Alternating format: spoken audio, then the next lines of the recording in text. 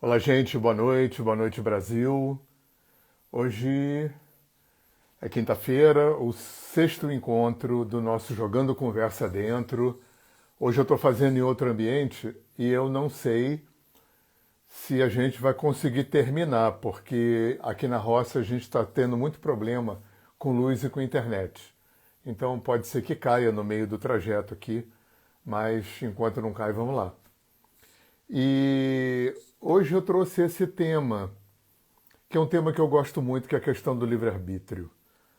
É, Tem alguns termos, né, que acabam entranhando no imaginário coletivo com uns significados assim bem bizarros.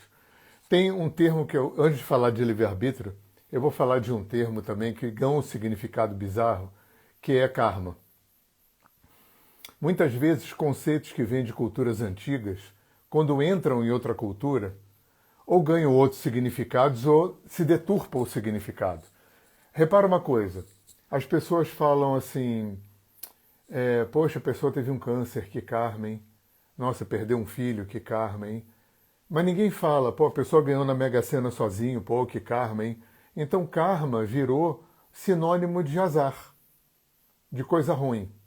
Quando na verdade a lei do karma é a grande lei de causa e efeito que gerencia esse grande movimento autorregulador e autorregulável da criação, do universo todo. Né? A própria ciência, né, reconhece que todo o universo está em expansão, está em movimento, e é gerenciado por um movimento que está sempre querendo levar tudo para a homeostase, para o equilíbrio. Então, karma é uma expansão da ideia da lei de Newton. Para cada ação tem uma reação oposta e na mesma intensidade. Só que a lei do karma, ela não funciona como a lei de Newton, estritamente em bases cartesianas e mecanicistas. E a lei do karma, quando entra na nossa cultura, além dela se deturpar nessa ideia de azar, ela também vira uma lei de bateu-levou. Aliás, Kardec, que não falava a palavra karma, eu não sei se ele bebeu ou não do Oriente para trazer esse conceito, até onde eu sei, foi a primeira pessoa que trouxe essa ideia de uma lei de causa e efeito para a nossa cultura ocidental, cristã, judaica, europeia, greco-romana. Só que a impressão que eu fico tendo, né, quando eu não sou espírita, mas eu li bastante Kardec, é que essa lei do karma, ela, através do espiritismo, ela meio que ganha um aspecto de bateu-levou. Ah, então eu te matei na vida passada e é por isso que nessa vida você tem que vir me matar também. Enfim, né? Fica essa lei de causa e efeito atrelada a uma tridimensionalidade, a um universo material concreto. Né? Embora o Espiritismo expanda esses horizontes dessa concretude materialista aqui da Terra. Então, esse é um conceito interessante. Quando a gente fala de livre-arbítrio, a gente foi educado, né? Essa informação vem para a gente através, basicamente, da igreja, e a gente aprende que livre-arbítrio é um poder que Deus deu para a gente de escolha. E aí tinha uma sacanagem que eu fazia com o padre e com o pastor. Muitas vezes eu fiz essa pergunta, que é uma pergunta que não tem resposta, né? Então, assim, Deus deu então um poder para o homem, um poder tão grande que nem ele, Deus, sabe o que é que o homem vai fazer. Nesse caso, Deus não é onisciente, certo? Porque Deus dá um poder para o homem para que o homem possa fazer coisas que nem Deus sabe que ele vai fazer. Porque o homem tem livre-arbítrio e esse livre-arbítrio confere uma independência, uma autonomia, uma liberdade absurda, total, para esse homem poder fazer o que ele quiser. Então Deus não é onisciente. Ou, se Deus é onisciente, a vida é um jogo de cartas marcadas, né? Porque se Deus sabe o que o homem vai fazer, então Deus fica cortando pedacinhos dele, fabricando alma e colando em cada feto que está sendo gestado, dizendo: esse vai para o inferno, esse vai para o céu, esse vai para o inferno, esse vai para o céu. Se Deus é onisciente, Deus já sabe antecipadamente quem vai para o céu e para o inferno. Na minha opinião, gente, essas duas possibilidades são muito infantilizadas. É um aspecto filosófico e teológico de uma infantilidade absurda, né? Porque fica bizarro, né? Primeiro porque aí já é uma coisa muito pessoal, né? Para mim, Deus não é alguém. Eu não consigo conceber essa ideia de que Deus é alguém que está em algum lugar fazendo alguma coisa. Eu tenho um pé muito atolado na jaca da Índia para achar que Deus é alguém que está em algum lugar, se bem que tem vertentes teológicas e filosóficas na Índia que acham isso, tipo Hare Krishna. Então, para começar, Deus para mim, eu descobri que eu sou panenteísta. Eu achava que era panteísta. Mas o panenteísta é aquele que, além de ser panteísta, de achar que Deus é o somatório de toda a criação, ainda tem um aspecto transcendental de Deus, que casa muito com essa ideia oriental, que tem muito na Índia e na China, de absoluto e relativo. Existe uma dimensão relativa, existe uma dimensão absoluta. Na dimensão relativa na China, por exemplo, é o Yin e o Yang. Na dimensão absoluta é o Tao. Na Índia, na dimensão relativa, a gente tem as gunas, os doshas. Na dimensão absoluta é Brahman. É o ser, que não está preso à dualidade, que não está preso à relatividade. Então, esse conceito ele é muito nuclear, ele é muito espinha dorsal do pensamento do Oriente. Eu estou falando isso porque a gente vai chegar lá. Então, na China e na Índia, tem um axioma que tem duas realidades acontecendo aqui. Tem a realidade, que é o Tao, é Brahman, é o Atman. E tem a realidade que eu construí, que é a que eu experimento, que é através da qual eu vivo, a realidade construída por mim.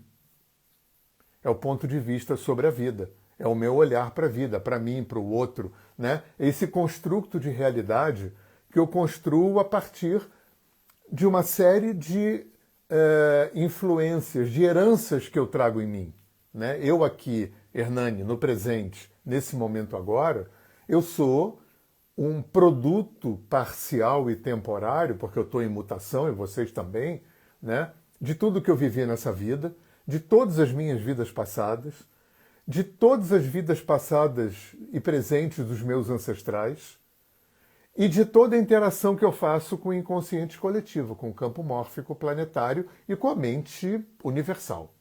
Então é muito complexo, é muito grande, né? E isso cria uma perspectiva muito interessante quando a gente entra em Oriente, quando a gente entra em xamanismo, que é uma coisa que está muito no boom agora. A gente necessariamente entra numa concepção de mundo multidimensional, holográfica, né? A ciência já sabe que o cérebro funciona de uma forma holográfica.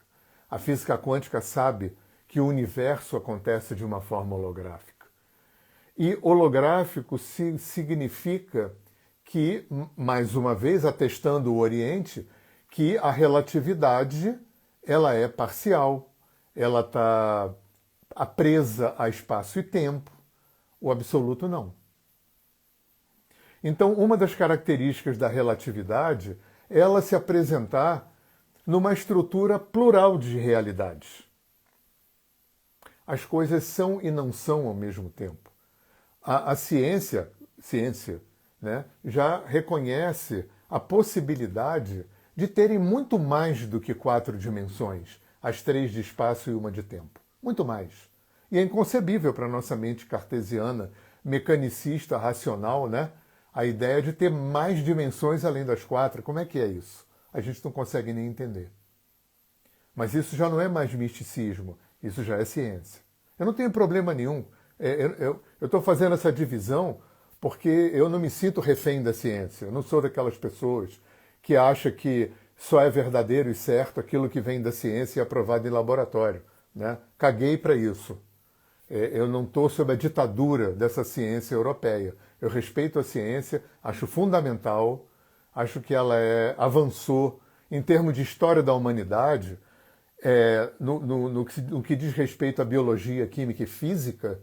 Eu acho que a nossa cultura greco-romana, cristã, judaica, ocidental avançou mais do que todas as outras culturas. Só que outras culturas, que são muito mais antigas, avançaram muito mais em muitos outros quesitos, né? A nossa psicologia tem 120 anos. Na Índia tem 3.000, 4.000, a psicologia. Né? A nossa medicina, como ela é feita aqui, tem quanto tempo? 200 anos. Né? A medicina ayurvédica chinesa tem 3, 4, 5 mil. Então, é bacana olhar para isso. Né? Eu vou chegar na história do livre-arbítrio, mas a gente tem que ter esse preâmbulo. Né? Porque para a gente falar de livre-arbítrio, a gente tem que ter mais ou menos desenhada a ideia de multidimensionalidade. Existem vários estratos de realidade acontecendo simultaneamente, paradoxalmente. E não pode estar acontecendo ao mesmo tempo.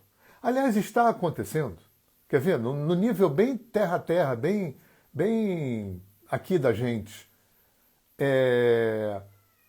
Eu sou feio para algumas pessoas, bonito para outras, legal para umas, não sou legal para outras. Se você pegar meus 3 filhos e perguntar separadamente quem é o pai deles, você vai pensar que eles têm 3 pais diferentes. E tem.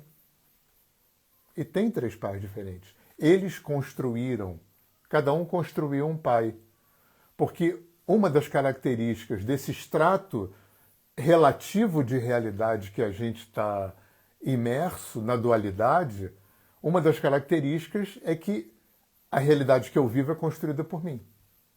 A partir de como eu elaboro, misturo, expresso, entendo todo esse material que vem de tudo que eu vivi nessa vida, de tudo que eu vivi nas vidas passadas e de todo o material que eu trago da minha ancestralidade e de toda a minha conexão com o registro acástico, com a mente planetária, com o inconsciente coletivo, com o campo mórfico, planetário e universal. É muito grande, é muito complexo. Colocando mais um dado nessa nossa brincadeira, né, para aumentar essa sopa de complexidade, a questão que eu falo sempre que é a questão do inconsciente. E eu não estou me referindo ao inconsciente freudiano. Eu estou me referindo a tudo que não é consciente para mim, a começar pelo meu corpo. Eu só sou consciente do meu corpo quando eu olho para ele, sou consciente que tenho o coração quando eu boto a mão, só sou consciente que eu respiro quando eu presto atenção, quando dói, eu fico doente, aumenta um pouco a minha consciência corporal, mas fora isso, eu não sou consciente de nada que está acontecendo dentro de mim. Primeiro, dentro de mim está tudo em movimento. E eu não percebo nada. Tudo em movimento. Tem 75% de água. Tem uma usina elétrica aqui mandando inputs em hertz para todo o meu corpo. Tem uma usina química de uma complexidade que a ciência não conhece quase nada. Hormônios, neurotransmissores, é uma loucura. Se mistura com essa usina elétrica. Eu não sou consciente de nada. Tem órgãos, vísceras, moléculas, células, galáxias de células inteligentes que nascem, morrem, se reproduzem, se comunicam. Eu não vou nem entrar no mundo atômico e subatômico, que aí é uma loucura. Aí no mundo atômico e subatômico já não tem nem mais eu, né? Porque essa impressão que eu sou matéria, que eu estou aqui circunscrito a uma embalagem de carne e osso, também é ilusória. Eu estou trocando o átomo o tempo todo com o ambiente. Nesse momento eu já tenho átomos dessa sala e a sala tem átomos meus, porque o que tem mais no universo é espaço. O Carl Sagan, aquele astrofísico, que não era místico, que fez aquela série Cosmos, lá pelas tantas na série Cosmos, ele fala que se a gente, olha só que maluquice, se a gente pudesse espremer o planeta Terra de modo a que não houvesse espaço mais entre os átomos, entre os núcleos, os prótons, fosse só 100% matéria, toda a matéria da Terra caberia na palma da nossa mão. Olha só que maluquice. Então, esse critério do inconsciente é importante. Eu falei do corpo, mas quando a gente entra no psiquismo e nas emoções, que é onde Freud onde ele focou, isso já ganha uma dimensão gigante, né? A partir do momento em que o próprio Freud falou que os inconscientes se comunicam, depois veio Jung falando do inconsciente coletivo, então isso já ganha uma expansão inimaginável. Se a gente falar de energia e espírito, isso ganha então uma dimensão absolutamente inimaginável, né? Que transcende essa relatividade, transcende essa dualidade, e provavelmente é esse que a gente enche a boca para falar quando é espiritualista. Tudo é um, tudo é um. A gente não tem muita ideia do que é isso, mas a gente fala. Porque a gente lê e acredita que seja assim. E aí, dado essa complexidade do inconsciente, dada a complexidade da multidimensionalidade, né? Dessa forma holográfica da existência de acontecer, onde o todo não é feito da soma das partes, onde cada parte contém o todo. Olha que maluquice cósmica. Livre-arbítrio. A neurociência, um dos campos mais avançados da ciência, não acredita em livre-arbítrio. A neurociência diz, aliás, tem um livro maravilhoso, chama... Eu vou lembrar aqui. Eu sempre lembro de inconsciente, mas não é inconsciente. Eu vou lembrar. A neurociência subliminar. Esse livro se chama Subliminar. É maravilhoso. A neurociência diz que quando a gente faz uma escolha, o cérebro já tinha feito essa escolha antes. A gente não tem poder consciente sobre as nossas escolhas. Por isso que a terapia cognitivo-comportamental, né, que meio que se opõe à psicanálise, né, existe esse jogo de forças, não de competição, mas de posicionamento psicológico, filosófico, ideológico, enfim, né, a TCC e a psicanálise. Para a TCC não tem inconsciente.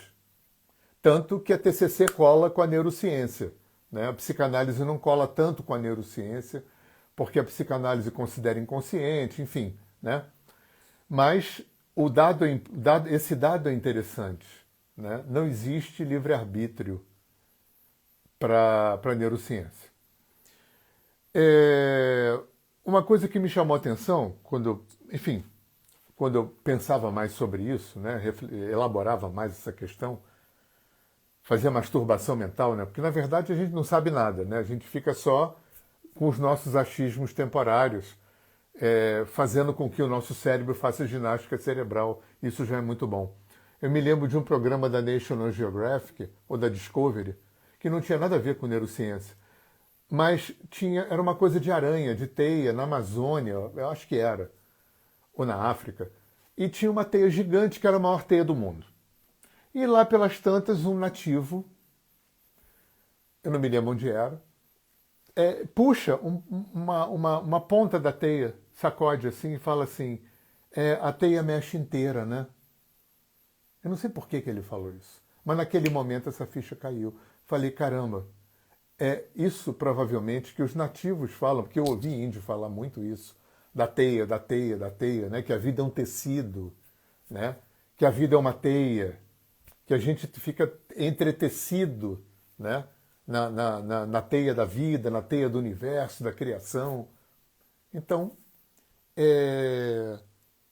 talvez livre-arbítrio, o meu livre-arbítrio, esse meu poder de escolha, esse meu poder, essa minha autonomia, independência e liberdade, talvez ela esteja muito mais profunda e amplamente entretecida, misturada com as suas, com as de vocês e com de tudo, né? Dos livros que estão aqui atrás, da cadeira que eu estou sentado, da janela que está na minha frente, do cachorro que está latindo, de toda a existência. Se toda existência é uma grande web, então que espaço que teria para liberdade, independência e autonomia absoluta? Absoluta. Agora, Tem uma coisa que se cruza com essa que eu acho importante a gente também colocar nesse bolo.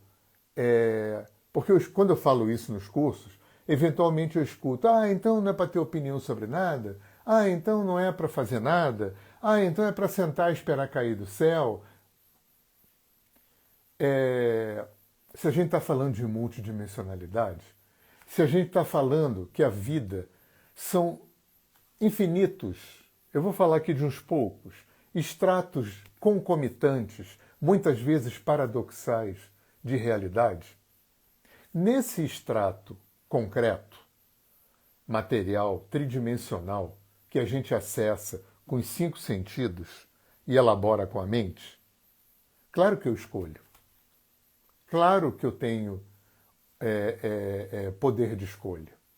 Claro que eu tenho liberdade, independência e autonomia. Claro que eu tenho as minhas dependências. Esse jogo de forças existe. Existe nesse nível mais ou menos ilusório que a gente está vivendo aqui. Quando eu falo ilusório não no sentido que não existe, no sentido em que cada um de nós, de mim e de vocês, está vivendo a realidade que construiu. A forma como eu experimento o meu entorno, a forma como eu olho para mim, para o outro, para a vida, foi tudo construído por mim. A forma como eu elaboro, sinto, processo o que vem de fora, o que vem do outro, o que vem da vida, é construído por mim. Eu falo ilusório nesse sentido. Ilusório no sentido de que não tem um valor absoluto. Não é que não existe. Não é que não existe. Um grande sábio da Índia chamado Shankara, ele viveu 600 anos depois de Cristo. Ele foi a pessoa que a Índia foi budista, né? Buda veio 600 anos antes, Shankara veio depois, desculpa. E a Índia, mais de um milênio a Índia foi budista. E o conhecimento védico, aquela coisa, meio ficou perdido, né? 1000 anos é muita coisa. Shankara vem, 500, 600 anos depois de Cristo, e reestabelece toda a cultura védica, né? Todo o conhecimento, a filosofia, a mitologia, a teologia, né? Dos Vedas, né? Do hindu, os ingleses chamaram de hinduísmo. E Shankara falava uma coisa muito interessante. Sob o ponto de vista da relatividade, eu existo enquanto ser separado de todos. O mundo existe como separado de mim. Deus existe como algo fora de mim. Tudo, eu me experimento totalmente separado. Eu e vocês. Se você olhar para dentro, quanto tempo, quantas vezes você sentiu que mente, corpo, emoções estavam lá, juntinho, jogando juntinho, correndo na mesma raia? Raramente. Raramente.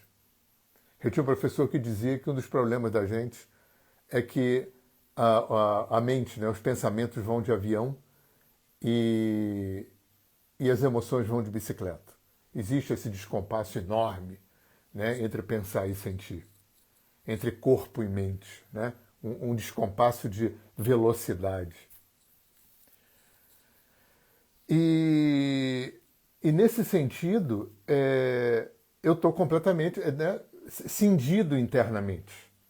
E me sinto cindido fora também. Eu me sinto separado da natureza, me sinto separado dos objetos, me sinto separado do que eu suponho que seja Deus. Então Shankara dizia, sobre o ponto de vista da relatividade, ou seja, sobre o ponto de vista desse construto que eu forjei e através do qual eu experimento a vida, a separação existe. Sob o ponto de vista do absoluto, não existe separação nenhuma, tudo é um. Esse é o axioma central do conhecimento oriental. Se você não entendeu isso, você não entende o resto. Você vai olhar para a Índia e para a China com um olhar mecanicista e cartesiano que a gente aprendeu com a nossa cultura. Então a cultura oriental começa, se expande a partir desse postulado central, que existem duas realidades acontecendo aqui. A realidade e a que eu experimento. Então existe uma cisão parcial, temporária, ilusória no sentido de que não tem existência absoluta, mas tem existência relativa. Isso não é menor, porque o belisco aqui dói. Se você me ofender, dói. Se eu sofrer uma perda, dói. Então essa ilusão, ela também é relativa. Olha que coisa interessante. Então, eu acho que para a gente entender, tentar entender um livre-arbítrio sob essa perspectiva, a gente vai ter que tentar entender a multidimensionalidade também sob essa perspectiva. Porque eu tenho liberdade, independência, autonomia e livre-arbítrio na dimensão de realidade que eu opero e que eu acesso com essas ferramentas limitadas dos meus 5 sentidos e da minha mente que elabora o que os meus 5 sentidos apreendem. Então, eu percebo, eu aqui, que eu tenho um poder de escolha muito maior do que realmente eu tenho. Porque os fios da teia são invisíveis, são sutis, são transpessoais, são sistêmicos. Eu não tenho acesso, eu não percebo, eles estão no nível inconsciente. Né? O que me liga aos meus ancestrais, o que me liga às minhas vidas passadas, o que me liga à minha vida presente, os 9 meses que eu passei na barriga da minha mãe, grande parte da infância que eu não lembro, tudo isso está aqui, mora em mim. Mora em cada DNA, em cada célula, em cada átomo, em cada partícula subatômica. Eu trago essa informação. Porque a informação não se perde. Eu trago toda a minha ancestralidade aqui, todas as minhas vidas passadas aqui, toda a minha existência aqui, só que isso é inconsciente para mim. Então, eu acho que o que a vida convida a gente é que a gente, claro, trabalhe para ter o máximo de liberdade, independência e autonomia. Não é com liberdade, independência e autonomia não significa que eu tenho que desenvolver uma arrogância, uma fantasia de que eu não dependo de ninguém. Porque toda a existência é interdependente. Toda. Tudo é interdependente. Tudo é interagente. Não somos teia. Se mexer uma pontinha, não mexe a teia inteira. Então todos somos interdependentes. Agora, dentro dessa interdependência, né, concomitantemente, lembra que a gente está trabalhando com pluridimensionalidade. Então, dentro do que concerne a mim, é claro que eu devo ter o mínimo de dependência doentia, tóxica, patológica, claro. É claro que eu tenho que ter o máximo de autonomia, independência e liberdade dentro dessa perspectiva da interdependência. Dentro dessa perspectiva de que nós somos um corpo só. Todo o universo é um organismo só. Inteligente, em movimento, né? Impermanente, que nada é permanente, tudo muda. É claro que eu tenho um livre-arbítrio. É claro que eu tenho um poder de escolha dentro desse quesito, dentro desse extrato de realidade relativa que eu estou acessando aqui. É meu dever lidar bem com independência, autonomia, liberdade e livre-arbítrio, de uma forma que isso não escorregue para o patológico, nem para o tóxico, nem para o arrogante, nem para o manipulador, nem para a baixa autoestima, a menos-valia. Então, esse pensar que para oriental é muito íntimo. O indivíduo, é o micro e o macro. É o indivíduo e o coletivo. É o individual e o universal concomitante. Cada um experimentando estratos de realidade diferentes e o mesmo simultaneamente.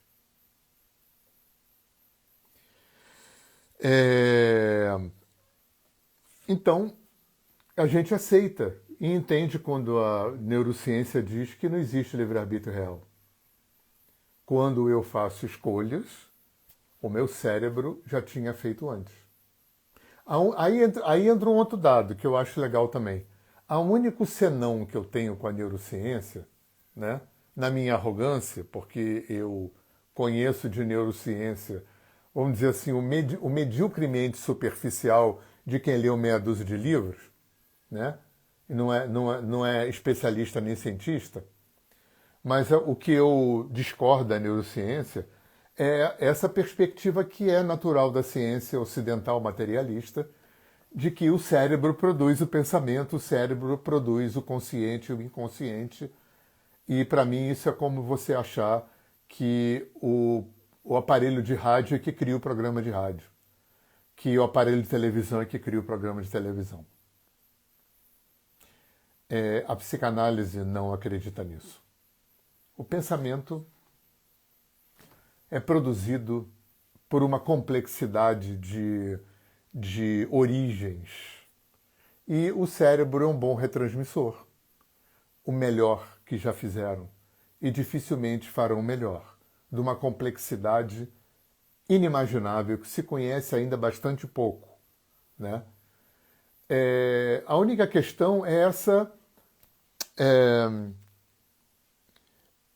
esse duelo que ainda existe na ciência, na psicologia, na medicina, né?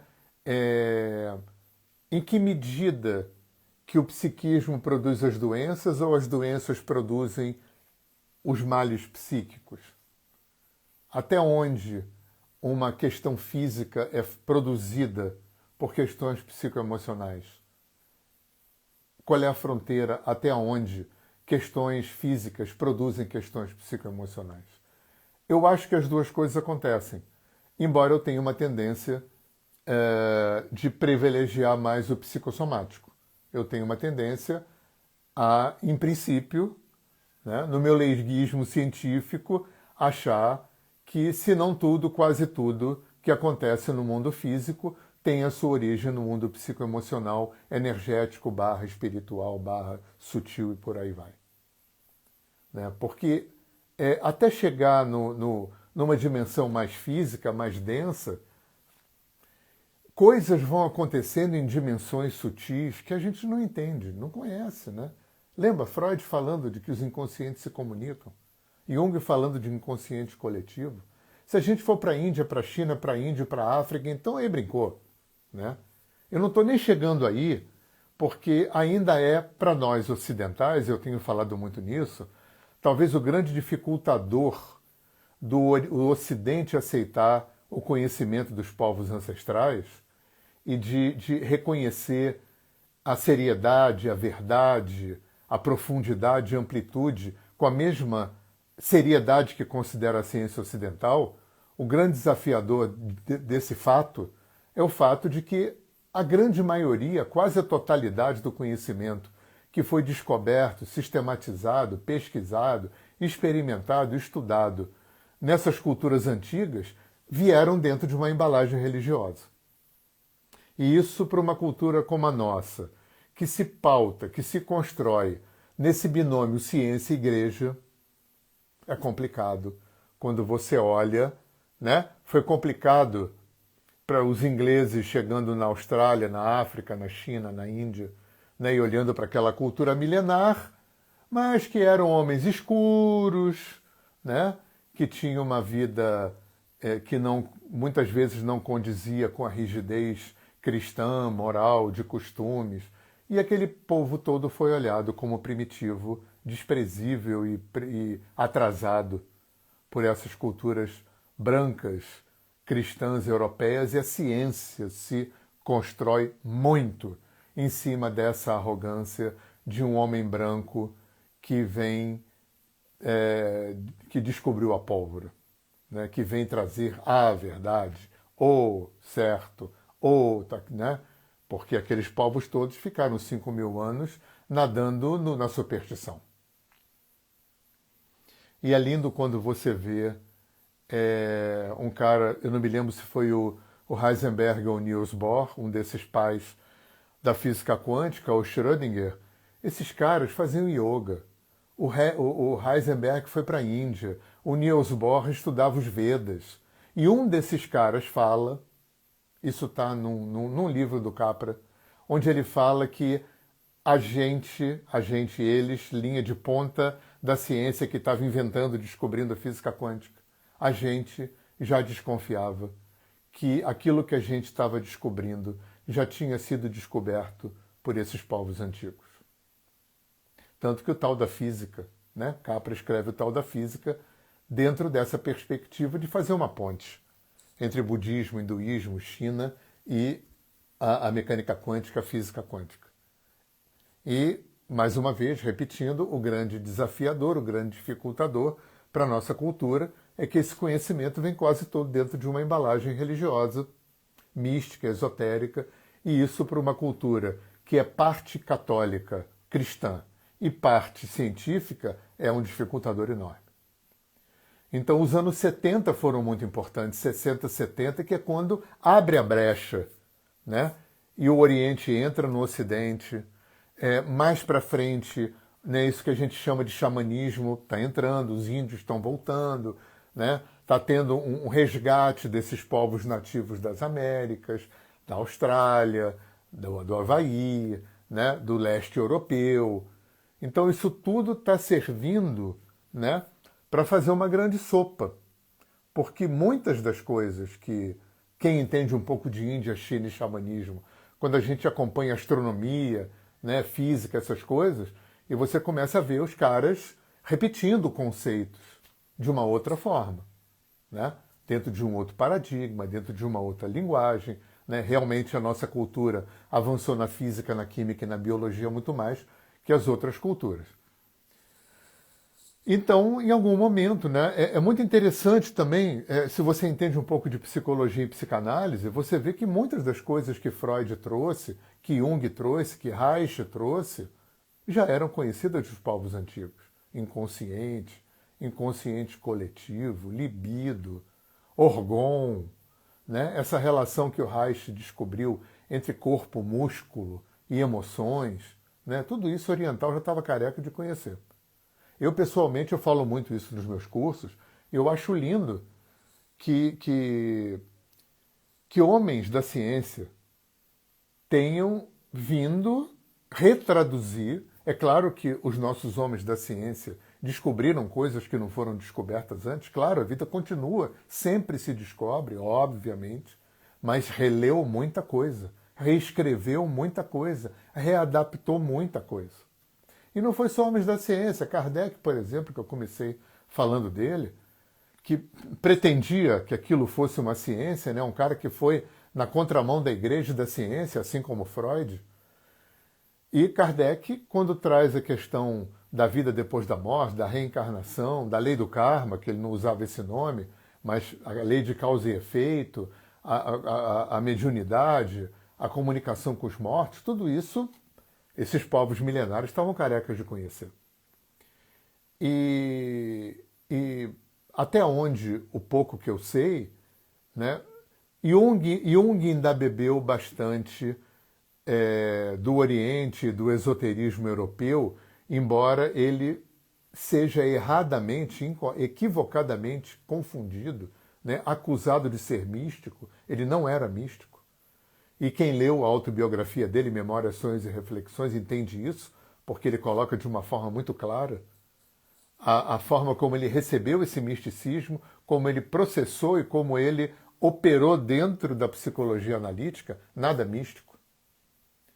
Mas fora Jung, que bebeu no Oriente, até onde eu sei, Freud, Reich, Kardec, não foram beber no Oriente para retraduzir. Né? Eu acho que tem uma inteligência planetária, uma inteligência que vai precipitando no coletivo conhecimentos que pertencem à humanidade e que os povos devem ir ficando com maturidade para poder absorver aquilo e retraduzir, reescrever, porque vai mudando, né?